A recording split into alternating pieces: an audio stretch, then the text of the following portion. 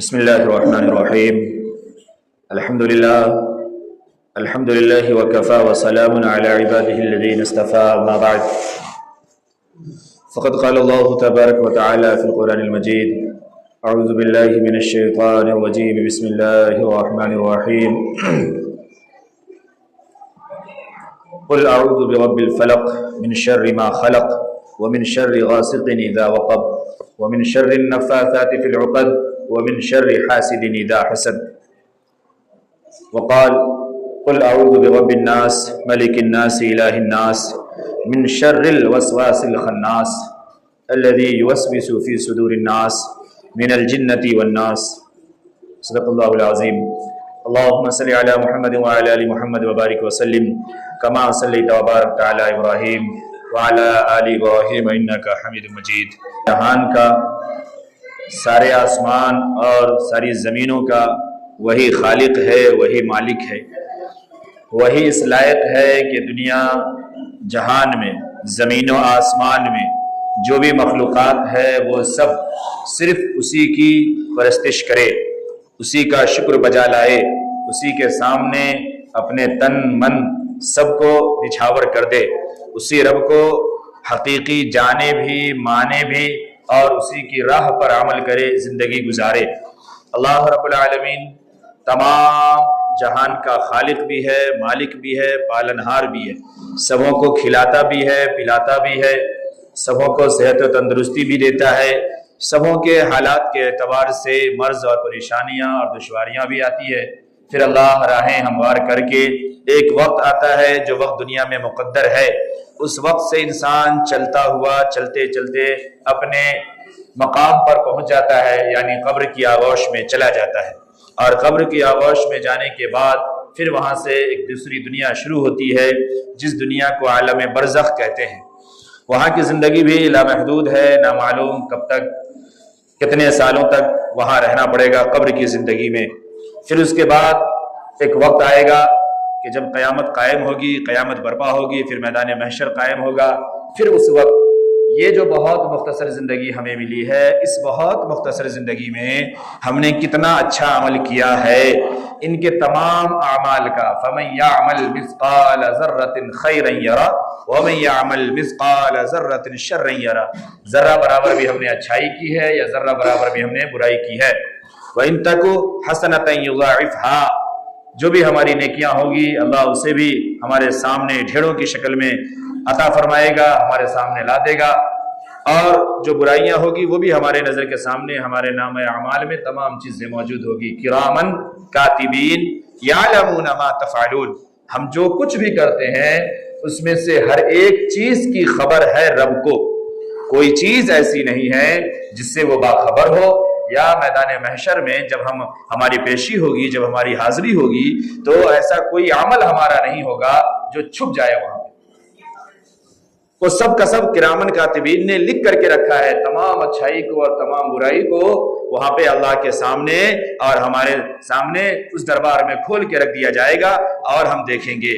قرآن بڑی وضاحت سے بیان فرماتا ہے، قرآن کہتا ہے ما یلفظ من قول الا لدیہ رقیب عتید، تم یہ نہ کہو کہ یہ بات تو ہم ہنسی میں کہہ رہے ہیں، یہ بات تو ہم مذاق میں کہہ رہے ہیں، یہ چیز تو ہم دلار میں کہہ رہے ہیں، تم کیا نکال رہے ہو زبان سے، فرشتے اس کو نوٹ کر رہے ہیں، لکھ رہے ہیں۔ فرشتے کو اس بات سے کوئی لینا دینا نہیں ہے کہ آپ ہنسی میں کہہ رہے ہیں یا مذاق میں کہہ رہے ہیں یا دشمنی میں کہہ رہے ہیں، پیار سے کہہ رہے ہیں، کیسے کہہ رہے ہیں اس سے کوئی مطلب نہیں ہے۔ آپ کی زبان سے اگر نکلے ہیں الفاظ تو وہ الفاظ آپ کے نام اعمال میں درج کر دیا گیا، وہ لکھ دیا گیا۔ ابھی کے وقت میں سمجھنا بہت آسان ہے، ابھی سائنس اور ٹیکنالوجی کا زمانہ ہے، ابھی ہر چیز کے اندر وائس ڈیٹیکٹر لگا ہوا ہے۔ ابھی ہم موبائل کھولتے ہیں، کوئی چیز ہمیں سرچ کرنا ہے، لکھنا نہیں آتا، بولنا آتا ہے، بول دو، بولنے میں بھی صحیح سے نہیں بولنا آتا ہے، ٹیڑھا بولو، صحیح الفاظ مجھ سے نہیں نکلتے، جو تمہیں نکالنا ہے نکالو۔ یہ وائس سرچ کا جو آپشن ہے، یہ وائس انجن کا جو آپشن ہے، یہ اپنے آپ کام کرتا ہے اور تمام چیزوں کو سرچ کر کے اور کھول کے سامنے رکھ دیتا ہے، یہ بتا دیتا ہے کہ کیا چاہ رہے ہیں آپ۔ آپ کی زبان تو کہہ نہیں پا رہی ہے لیکن آپ کے مزاج میں کیا ہے، آپ کیا ڈھونڈ رہے ہیں، کیا تلاش رہے ہیں، سب چیز سامنے آ جاتی ہے۔ ہم اس کو سمجھیں، ایسے ہی ہم جو کچھ کرتے ہیں سب نوٹ کر دیا گیا ہے. جواب وہی دینا ہے کہ ہم نے ہنسی میں گالی بولی ہے, مذاق میں گالی بولا ہے, بس یوں ہی شوق سے کسی کی غیبت کی ہے, شوق سے چگل خوری کی ہے, بس یوں ہی ہنسی مذاق میں ہم نے کسی کے بارے میں کچھ بول کر کے مخبری کر دی ہے, کسی کو پھنسا دیا ہے. ہم تو بس یوں ہی سمجھے کہ چلو اس کا کیا بگڑ جائے گا, اس لیے غریب کو چھوڑ کر کے امیر کے حق میں گواہی دے دیے ہیں, اس کا ساتھ دے دیے ہیں, ہم بس یوں ہی کر لیے ہیں. اللہ کے سامنے اس یوں ہی کا جواب دینا نا سب سے مہنگا اور سب سے بھاری پڑے گا. یوں ہی کچھ نہیں ہے, ایک ایک چیز درج ہو رہی ہے. ہاں ایک راہ ضرور ہے جسے اللہ رب العالمین نے خود بتایا, وہ راہ یہ ہے کہ اپنے کیے پر ثم تاب من بعد ظلمه واصلح فان الله يتوب الیہ, کہ دیکھو تم نے گناہ کیا ہے, ان ربک ثم ان ربک للذین عملوا السوء بجہالۃ, تم نے اگر ناسمجھی میں, اگر جہالت کی وجہ سے, جانکاری نہ ہونے کی وجہ سے کچھ کر لیے ہو, یا تم نے ظلم کر لیا ہے کہ گناہ کر لیا ہے, گناہ کے الفاظ زبان سے نکال دیے ہیں, گناہ کے راہ پہ چل پڑے ہو, تو اس کا صرف ایک راستہ یہ ہے کہ دیکھو ایک تو توبہ کرو, دوسرے واصلح, اس کی اصلاح کرو, اس کو صحیح کرو.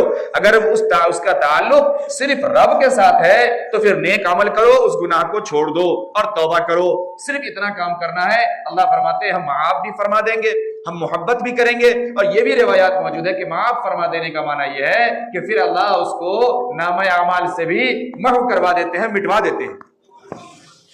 وہ نہیں رہتا نامہ اعمال باقی. جب بندہ توبہ کرتا ہے اور اللہ توبہ قبول فرما لیتے ہیں تو پھر اس کو معاف کروا دیتے ہیں. بہت آسان ہے سمجھنا. ایک کے ساتھ ہمارا کوئی معاملہ چل رہا ہوتا ہے, ہماری فائل پر فائل جمع ہو رہی ہوتی ہے, لیکن جس دن ہمارا کمپرومائز ہو جاتا ہے, جس دن ہم ہار جاتے ہیں یا جس دن ہم جیت جاتے ہیں, پھر اس دن سے اس فائل کو کلوز کر دی جاتی ہے, اس فائل کو ہٹا دیا جاتا ہے, اس کی ضرورت باقی نہیں رہتی. اللہ خود فرما رہے ہیں کہ ہم محبت بھی فرماتے ہیں, ہم رحم بھی فرماتے ہیں. اس کا معنی یہی ہے کہ پھر وہ نامہ اعمال میں باقی نہیں رہتا. اس لیے یوں ہی بول کر کے کوئی کام دنیا میں نہیں ہے. اگر ہم کر رہے ہیں اور کرتے ہیں تو ہمیں چاہیے کہ ہم اللہ کے دربار میں سچی پکی توبہ کریں. معنی یہ بھی سمجھ لیے کہ اس کے ساتھ صلح کرو.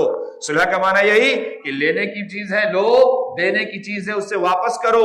اگر نہیں دے سکتے, اگر نہیں واپس کرتے, رو, گر گراؤ, جا کے اس کا ہاتھ پکڑ لو, پاؤں پکڑ لو, چاہے وہ بہن ہو, چاہے پھوپھی ہو, چاہے ماموں ہو, چاہے بڑا بھائی ہو, چاہے چھوٹا بھائی ہو, چاہے ہمارا نوکر ہو, چاہے ہمارا کوئی بھی ہو. اگر ہم نے اس کے ساتھ غبن کا معاملہ کیا ہے, اگر ہم نے اس کے ساتھ دھوکہ کا معاملہ کیا ہے, اگر ہم نے اس کے ساتھ ظلم کا معاملہ کیا ہے, اگر ہم نے اس کے حقوق روک لیے ہیں, اگر ہم نے اس کی اجرت نہیں دی ہے, اگر ہم نے اس کا حق نہیں دیا ہے, اس کے ساتھ اصلاح یہ ہے کہ اس کو جا کے واپس کیا جائے, اس کو دیا جائے. اور اگر دینے اور واپس کرنے کے لائق نہیں ہے تو اس کے سامنے رو کر کے, گر گرا کر کے, ہاتھ پکڑ کے, پاؤں پکڑ کے, جیسے بھی ہو اسے راضی کرنا چاہیے اور اس سے معافی مانگنی چاہیے کہ بھائی ہم نے آپ کا حق لے لیا ہے, مگر ہم اس حیثیت میں نہیں ہے کہ ہم آپ کو ادا کر سکتے ہیں, آپ ہمیں معاف کر دو. یا چلو آپ کی جو ہم نے حق لیے ہیں اس حق کی قیمت ₹1,00,000 بنتی ہے, لیکن میری حیثیت 50,000 روپے کی ہے, آپ اسے ہی قبول کر لو. میری حیثیت 5,000 روپے کی ہے, 50 کی بھی نہیں ہے. آپ جانتے ہیں کہ ہم آپ کو 50 بھی نہیں دے سکتے, ہم 5 ہی دے سکتے ہیں, آپ اسے قبول کر لیجئے, لیکن اپنا حق مجھے دے دیجئے, اپنا حق آپ مجھے معاف کر دیجئے. اگر یہ کر کے دنیا میں ہم چاہے جتنا ذلیل ہو جائیں, اپنے حق کو لینے کے لیے اور معاف کروانے کے لیے ہمیں قبول کر لینا چاہیے, کیونکہ آنکھ بند ہونے کے بعد جو عذاب کا سلسلہ شروع ہوگا اور وہاں جو ذلت و خواری کا سلسلہ شروع ہوگا, یہ دنیا اس کے مقابلے میں ایک بہت معمولی تنکے اور ذرے کے برابر نہیں. اس لیے یہاں ہمیں کر لینی چاہیے صلح و صفائی. ہم خوش ہیں کہ ہم نے دھوکے سے اس کا بیچ دیا اور وہاں سے بیچ کے ہم نکل گئے, اور اب یہاں دیکھیے ہم نے اچھا لے لیا ہے اور یہاں ہم عیش و موج کی زندگی جی رہے ہیں. یہ دنیا ہے, یہاں انسان کھلے چھت کے نیچے بھی سکون کی زندگی جی لیتا ہے اگر دل میں اس کے سکون اور من میں قرار ہے تو. اور اگر جس کے دل میں سکون اور من میں قرار نہیں ہے اور من میں اس کے اندر جو پاپ بیٹھا ہوا ہے, تو وہ اچھے شیش محل, اچھے بلڈنگوں میں, شیشے لگے ہوئے کمروں میں اور اے سی میں بھی وہ سکون سے نہیں جیتا اور نہیں رہتا, وہاں بھی دوائی کھا کر کے اپنے وقت کو کاٹتا اور گزارتا ہے. تو یہ سب کا تعلق اللہ کے ساتھ ہے اور سب کا تعلق ہمارے اعمال کے ساتھ ہے۔ اگر ہم نے اپنے اعمال درست کیے، دنیا بھی ہماری اچھی ہوگی اور آخرت بھی اچھی ہوگی۔ تو ہم اپنے نام اعمال کی فکر کریں۔ کوئی چیز دنیا میں ہماری ایسی نہیں ہے جو فرشتہ درج نہیں کر رہا، یا کوئی عمل ایسا نہیں ہے جو اس اللہ کو معلوم نہیں ہے۔ سب معلوم ہے اور سب کو ہمارے سامنے پیش کر دیا جائے گا، کھول کے دے دیا جائے گا۔ گلے کا توق بنا کر کے گلے میں ڈال دیا جائے گا، یہ لو تمہارے دفتر ہیں، جاؤ لے کے دربار میں حاضر ہو اور اپنے دفتر کا حساب کروا لو کہ کیا ہے تمہارے دفتر میں، کیا ہے تمہارے نام اعمال میں۔ میرے محترم بزرگوں اور دوستو، یہ زندگی کے یہ پل، یہ لڑکپن، یہ جوانی، اور اس کے بعد پھر ہمارے ڈھلتے ہوئے عمر، اور پھر آخری عمر تو موت سے قریب ہم قبر کے دہانے اور سرہانے پر ہے ہی ہیں۔ یہ یوں ہی نہیں ہے کہ ہم بس کھا لیں، پی لیں، عیش موج کر لیں، بس ایک سلسلہ ہے۔ ہم پیدا ہو گئے، اب ہمارے بعد بڑے ہو گئے اور ہماری شادی ہو گئی، اب ہمارے بچے ہو گئے، اب ہم اس کی شادی کر دیں، اب اس کے بچے ہو گئے، دیکھ لیے تو ٹھیک ہے، نہ دیکھے تو دنیا سے چلے جائیں گے۔ زندگی اس کا نام نہیں ہے، کامیابی اس کا نام نہیں ہے۔ کامیابی یہ ہے کہ ہمارے ماں باپ نے ہمیں کتنی ایمانداری سکھائی تھی، ہمارے ماں باپ نے ہماری اچھی تربیت کتنی کی تھی، ہمارے ماں باپ نے مجھے حلال کتنا سکھایا تھا اور حلال ہمیں کتنا عطا کیا تھا، اس حلال کے ساتھ ہم نے کیا معاملہ کیا ہے، اس حلال پر ہم نے قناعت پسندی کی، اس حلال کے راستے پر ہم چلے، اس صحیح تربیت کا ہم نے فائدہ اٹھایا، یا دنیا کے نشے میں آ گئے، دنیا کے چکر میں آ گئے، دنیا کے لوگوں میں آ گئے، دنیا کے بہکاوے میں آ گئے، اور پھر ہم دنیا کو حاصل کرتے گئے اور ہم یہ سمجھے ماں باپ کے پاس تو کچھ نہیں تھا، دیکھیے ہم ایک ٹرک گھمائے ہیں اور ایک ہی جھٹکے میں ایک ڈیلنگ ہوئی کہ سیدھے 15 لاکھ روپیہ اندر آ گیا ہے۔ آئی بات سمجھ میں؟ اور پھر اس کے بعد وہی چل رہی ہے، پھر وہ ہماری نسل بھی سیکھ رہی ہے، دوسری نسل بھی سیکھ رہی ہے، اور پھر ہماری زندگی کے ایک ایک چیز کو ہم غور کرتے چلے جائے، سب میں گناہ نے، فحاشی نے، بے حیائی نے، بد کرداری نے، دنیا کے نام و نمود نے قبضہ جما لیا، اور ہم سمجھتے ہیں کہ ہم معاشرے میں بھی اچھے ہیں، اور چونکہ ہم ٹوپی کرتا پہن لیتے ہیں اور ہماری داڑھی بھی ہے تو پھر لوگ جیسے ہمیں دیندار بھی سمجھتے ہیں اور نمازی صاحب بھی سمجھتے ہیں، تو ہم سے اچھا کون ہو سکتا ہے؟ یہ دنیا کی بھی کامیابی نہیں ہے اور یہ آخرت کی بھی کامیابی نہیں ہے۔ میں نے قرآن مقدس کی 2 چھوٹی چھوٹی سورتیں اور آخر کی سورت پڑھی جو مشہور سورت ہے، ہم سب جانتے ہیں۔ ان دونوں سورتوں میں سے صرف ایک نقطے کی طرف میں آج بات کر رہا ہوں، انشاءاللہ آئندہ ہفتوں میں اس سورت پہ مکمل گفتگو کروں گا۔ یہ دونوں سورت چھوٹی بہت ہے اور آخری سورت ہے، لیکن اتنی آسان نہیں ہے کہ بس 2 منٹ میں آپ کو بتا دیا جائے اور آپ اس کو سمجھ لیں۔ اور اس کی ایک بڑی مثال میں یہ بتاؤں کہ شاید ابھی آپ سروے کریں تو ہمارے کچھ چھوٹے بچوں کے علاوہ جو مسجد اور مکتب آتے ہیں، بہتوں کو یہ سورت بھی نہیں یاد ہوگی، ناس اور فلق۔ اور پھر اس کے فضائل کیا ہے، اس کا شان نزول کیا ہے، اس میں اللہ نے کیا کیا خزانے رکھ دیے ہیں، اس کے ذریعے سے دنیا ہماری کیسے سنور جاتی ہے اور آخرت کے کن چیزوں سے ہم بچ جاتے ہیں، یہ سب تو بہت تفصیل ہے۔ میں انشاءاللہ اس پہ بات کروں گا آئندہ ہفتوں میں، کسی ہفتوں میں۔ میں آج صرف اس پہ 2 باتیں عرض کر رہا ہوں، بڑی غور سے سمجھیے۔ قل اعوذ برب الفلق کے اندر اللہ نے فرمایا، شان نزول اس کا یہ ہے، میں ایک بات صرف عرض کر رہا ہوں، مکمل نہیں، مکمل میں اگلے ہفتے بتاؤں گا۔ ایک یہ جناب محمد رسول اللہ صلی اللہ علیہ وسلم پر جادو کروایا گیا اور جادو کیا گیا۔ جب جادو کیا گیا، آپ صلی اللہ علیہ وسلم پر جادو کا اثر ہوا۔ وہ اثر صرف اتنا تھا کہ آپ صلی اللہ علیہ وسلم بسا اوقات کوئی کام کرتے تھے، کوئی عمل فرماتے تھے اور پھر کہتے تھے کہ یہ کام نہیں کیے ہوں، یاد نہیں رہتا تھا، ہلکا سا یہی اثر ہوا تھا صرف جادو کا۔ بہرحال تو جادو کرایا گیا، پھر اس کے بعد فرشتے خواب میں آئے، مکمل شان نزول ہے، میں نام کے ساتھ بتاؤں گا آئندہ ہفتوں میں۔ اور یہ سورت نازل ہوئی۔ اس کا طریقہ یہ تھا کہ 11 اس نے جادو جو کیا تھا، وہ رسی کے اوپر 11 گرہیں لگائی تھی۔ اللہ رب العالمین نے یہ 2 سورتیں نازل کی۔ ان دونوں سورتوں میں 11 آیتیں ہیں، پہلی میں 5، فلق کے اندر 5 آیتیں اور ناس کے اندر 6 آیتیں ہیں۔ اور یہ حکم تھا، ایک آیت آپ پڑھتے جاتے تھے اور ایک گرہ کو کھلتے جاتے تھے، اور آپ صلی اللہ علیہ وسلم کو لگتا تھا کہ ہمارے جسم پر سے کوئی بہت بڑا بوجھ ہے، کوئی بہت بڑی دباؤ ہے جو کم ہوتا چلا جا رہا ہے۔ یہ ہوا۔ بہرحال میں یہ نہیں عرض کر رہا، میں یہ عرض کر رہا ہوں اللہ رب العالمین نے جب یہ صورت نازل فرما دی، مکمل علاج، مکمل طریقہ، سب کچھ، لیکن 2 باتیں اس میں صرف سمجھیے۔ قل اعوذ برب الفلق کے اندر 5 آیتیں، سورت شروع ہوئی قل اعوذ برب الفلق من شر ما خلق ومن شر غاسق اذا وقب ومن شر النفاثات فی العقد۔ اس سورت کے اندر جو 5 آیتیں ہیں، ان میں 4 چیزوں سے پناہ مانگی گئی ہے۔ کتنی؟ 4 چیزوں سے۔ ایک جملہ آپ یہاں پہ اور سمجھ لیجئے، ان 4 چیزوں کا تعلق دنیا کے نقصان کے ساتھ ہے۔ کیا ہے؟ دنیا کے نقصان کے ساتھ ہے۔ اللہ نے یہ چاروں کو پہلے بیان فرمایا اور اس نقصانات کو پہلے بیان فرمایا. کیوں؟ دنیا کے بعد آخرت کا معاملہ ہے. دنیا کی چیزوں کو درست کر لو، دنیا کے معاملات کو سمجھ لو، صحیح کر لو، آخرت کے معاملات اچھے ہو جائیں گے. دوسری صورت میں جو پناہ مانگی گئی وہ صرف ایک چیز سے، اور اس کا تعلق دنیا سے بھی ہے اور آخرت سے بھی ہے. اب دیکھیے، پہلے میں من شر ما خلق، میں پناہ مانگتا ہوں صبح کے رب سے، صبح کے رب کے خالق سے. اللہ کی صرف ایک صفت کو اس میں بیان کیا. پتہ نہیں یہ علمی بحث آپ کو سمجھ میں آئے گی یا نہیں، لیکن میں اس کو چھوٹا کر رہا ہوں تاکہ آپ سمجھ سکیں. 4 چیزوں سے پناہ مانگی گئی، لیکن اللہ کی صرف ایک صفت کا یہاں پہ ذکر ہوا. صرف ایک بات، 4 چیز سے پناہ مانگی جا رہی ہے. اس جملہ کو یاد رکھیے گا، اگلی بات آپ کو سمجھ میں آئے گی. 4 چیزوں سے پناہ مانگی گئی، اللہ کی ایک صفت کا بیان ہوا. قل اعوذ برب الفلق، صبح کو بنانے والے، صبح کو پیدا کرنے والے، صبح کو نکالنے والے، اندھیرے میں سے اجالے کو پھاڑ کے نکالنے والے رب سے میں پناہ مانگتا ہوں. کن چیزوں سے؟ من شر ما خلق، اللہ کی تمام مخلوقات کے شر سے، جو بھی مخلوقات ہے اس کے شر سے. ومن شر غاسق اذا وقب، ایسے اندھیرے سے جب وہ چھا جائے اس کے شر سے.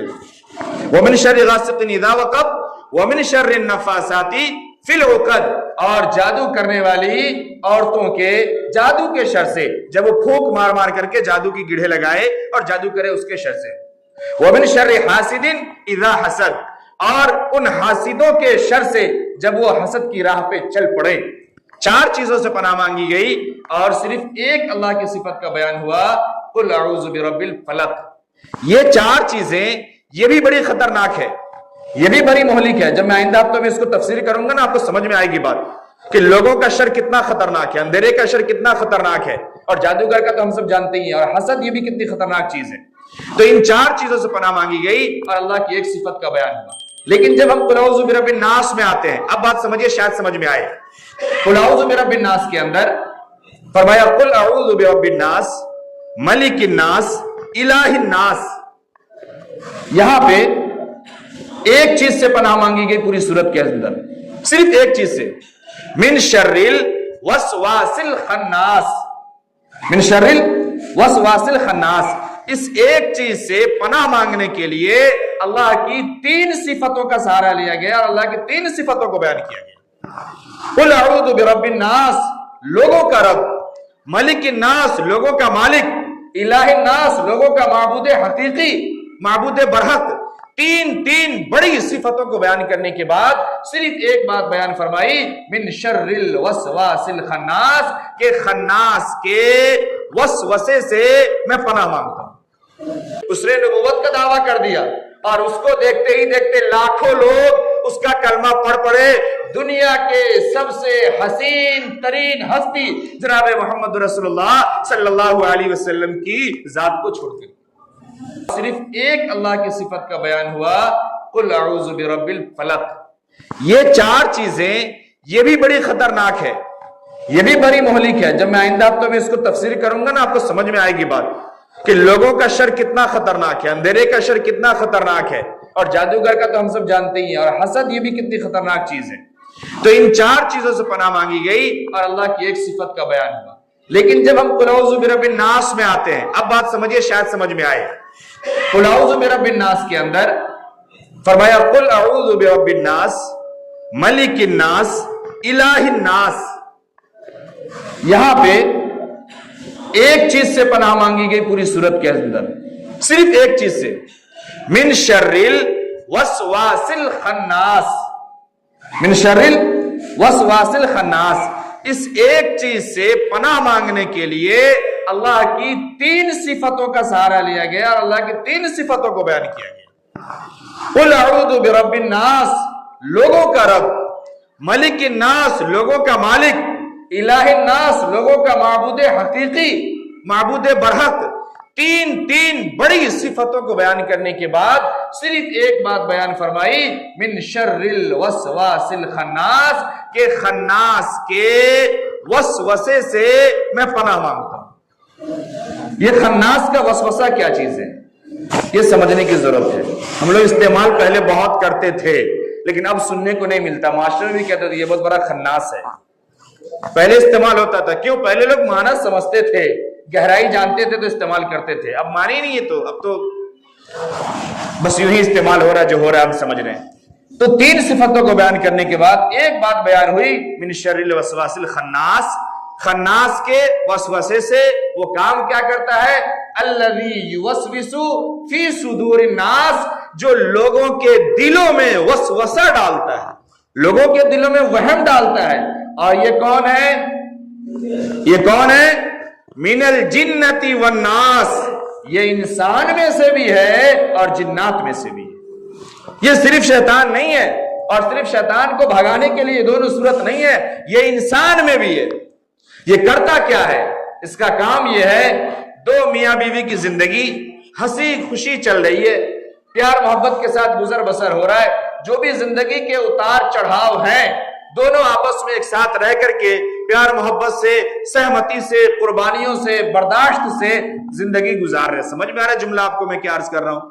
دونوں زندگی گزار رہے ہیں۔ اب وہاں پہ خاتون کوئی آتی ہے یا کوئی ایک دوست آتا ہے، کوئی بھی ایک رشتہ دار آتا ہے اور بہت پیار سے چند جملے بول جاتا ہے۔ کیا کرتا ہے؟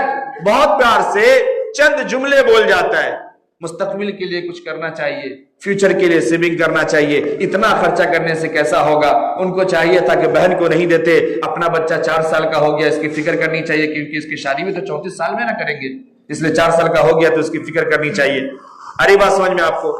دیکھیے فلانے نے سب نے جو ہے اس موقع پر ایسا کپڑا لیا اور آپ ایسا ہی پہنے ہوئے ہیں، آپ کو بات سمجھ میں آ رہی ہے؟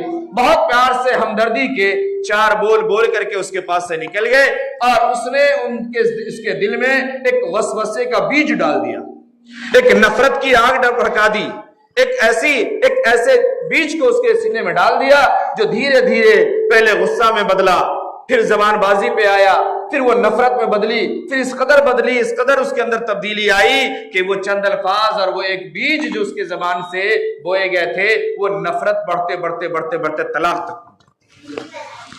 یہ اس قسم کے لوگ یہ خناس کے زمرے میں ہیں۔ خناس اس شیطان کو کہتے ہیں جو دل پر اپنا منہ لگا کے بیٹھا رہتا ہے۔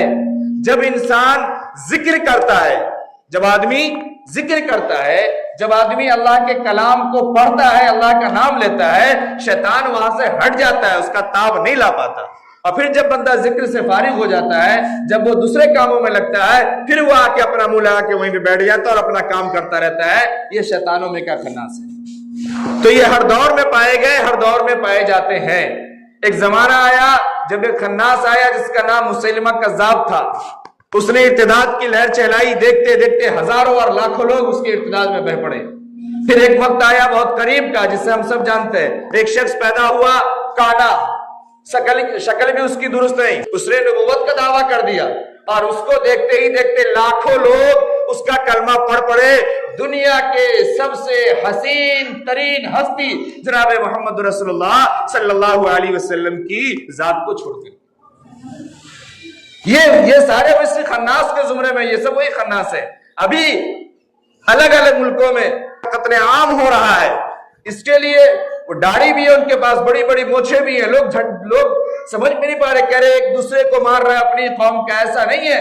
اس کے درمیان ایک شخص پیدا ہوا جس نے یہ کہا کہ ہمارے یہاں امام برحق آنے والا ہے، اب تمہاری امام برحق سے ملاقات کرائیں گے۔ وہی شوق میں اس کے نڑغے میں آگے، اس کے جھانسے میں آگے اور اپنے ایمان کھو بیٹھے اور اس زندگی کی حد سے اتر گئے۔ تو یہ خناس بہت بری چیز ہے۔ اب میں اس کو تھوڑا چھوٹا کر رہا ہوں تاکہ سمجھ میں آئے خناس کتنا چھوٹا ہے، تھوڑا چھوٹا کر رہا ہوں، 1 منٹ کے اندر بات ختم۔ خناس کے اندر وہ سب داخل ہے، وہ سب داخل ہے، آپ کے بچے، آپ کی بچی، ہم آپ۔ ایک خناس ابھی کے وقت میں بہت بڑا، یہ ہمارا موبائل بھی ہے، اور اس خناس کی طاقت اور اس کا زور کووڈ کے بعد سے اور زیادہ بڑھا۔ جب سے آن لائن ٹیوشن اور آن لائن پڑھائی کا بہانہ شروع ہوا، تب سے اس خناس نے اور خوب گھر گھر اور مارکیٹ پکڑ لیا، اور پھر اس نے خوب اپنے جال پھیلائے۔ اس سے ہوا کیا؟ کتاب کے نام پر، پڑھائی کے نام پر، کلاس کے نام پر، اچھائی کے نام پر، آن لائن کے نام پر 10 منٹ 5 منٹ کی ضرورت تھی، اس کے بہانے سے یہ سب کے گھروں میں سب کے دلوں میں اپنی جگہ بنائی. اب 5 منٹ 10 منٹ کا کام کسی کو آپ دے دیجئے کہ یہ کام ہے آن لائن کا میرا کر دو یا تم کر لینا. اپنا کام بندہ 5-10 منٹ کا 24 گھنٹے موبائل اپنے پاس رکھنے کے باوجود, لیپ ٹاپ اپنے پاس رکھنے کے باوجود نہیں کر پاتا, لیکن اس کے 24 گھنٹے میں سے 16 سے 17 اور 15 گھنٹے اسی موبائل اور اسی لیپ ٹاپ پہ گناہوں میں گزر رہے ہیں. یہ خناس آسانی سے آیا, خیر خواہی کی شکل میں آیا, اپنے کو پیچھے کھینچ لیا, گناہ کی طرف لگا کر کے اپنے کام سے آگے نکل گئے. یہ خناس. آپ کا بچہ گالی بولنا نہیں جانتا تھا, آپ کا بچہ گیم کھیلنا نہیں جانتا تھا, آپ کے بچے دوسرے گناہ نہیں جانتے تھے, آپ کے بچے کو یہ شوق نہیں تھا کہ وہ کھیت میں رات بھر بیٹھا رہے, آپ کے بچے کو شوق نہیں تھا کہ وہ اس طرف کھیتوں میں جا کر کے باؤنڈریوں میں جا کے کپ سرپ پیے, آپ کے بچے کو شوق نہیں تھا. لیکن آپ کے محلے کے یہ چھوٹے چھوٹے 18 سال 12 سال 15 سال 9 سال والا بچہ, اس سے دوستی لگی, اس سے کنارہ لگا, اس کے بعد اس کے اندر عادت آئی, وہ کنارے نکل گیا, اس کے گارجین نے دھیان دیا, اس کو ہٹا لیا, وہ چھپ گیا, وہ تمام برائی اور تمام چیزیں آپ کے بچوں میں آ گئی. یہ اسی خناس کے احباب ہیں, اسی خناس کے دوست ہیں, اور یہ وہی خناس ہیں. اس لیے ہر ماں باپ کو چاہیے کہ صبح شام قل اعوذ برب الناس اور قل اعوذ برب الفلق خود بھی پڑھے, اپنے بچوں کو بھی پڑھائے, خود کو بھی پھونکے اور بچے کو بھی پھونکے. اور خاص طور سے جب بولے کہ آ رہے ہیں ٹہل کے, تو 3 مرتبہ سے کانے پڑھ کے پھونک کے بھیجے باہر. ہو سکتا ہے کہ خناس کے شیطان سے شر سے وہ بچ جائے. تو یہ چھوٹے چھوٹے جس کو دیکھ رہے نا, اچھا اس سے بڑے خناس میں کہوں بڑی ذمہ داری سے گرجین ہے. گرجین اس کو سب خبر ہے, کوئی گرجین ایسا نہیں جس کو نہیں معلوم ہے. ہر گرجین کو ایک ایک بات معلوم ہے. یہ خناس کے ابا ہے. یہ کون ہے؟ خناس کے ابا ہے. بچہ بھی خناس ہے, اور یہ سپورٹ کرنے والے, یہ دینے والے, یہ ساتھ میں کہنے والے وہ بچہ ہے ابھی چلتا ہے, بچہ ایسے کر لیا. یہ خناس کے بھی ابا خناس ہیں. یہ سب سے بڑے ذمہ دار ہیں. اس کی وجہ سے یہ سارا کھیل کھیلا جاتا ہے, اور یہ نسل کی نسل تباہ ہو رہی ہے. خناس سے کتنی بری چیز ہے. میں آخری جملہ عرض کر رہا ہوں کہ اس کی وجہ سے نسل کی نسل تباہ ہو رہی ہے, گھر کا گھر تباہ ہو رہا ہے, پورا معاشرہ تباہ ہو رہا ہے. ہم سمجھنے کو تیار نہیں ہے. دعا کریں کہ اللہ رب العالمین ہمیں یہ ایک چھوٹی سی بات سمجھنے کی توفیق نصیب فرمائے. جن کی سنت واقعی ہے وہ ادا کرنی چاہیے.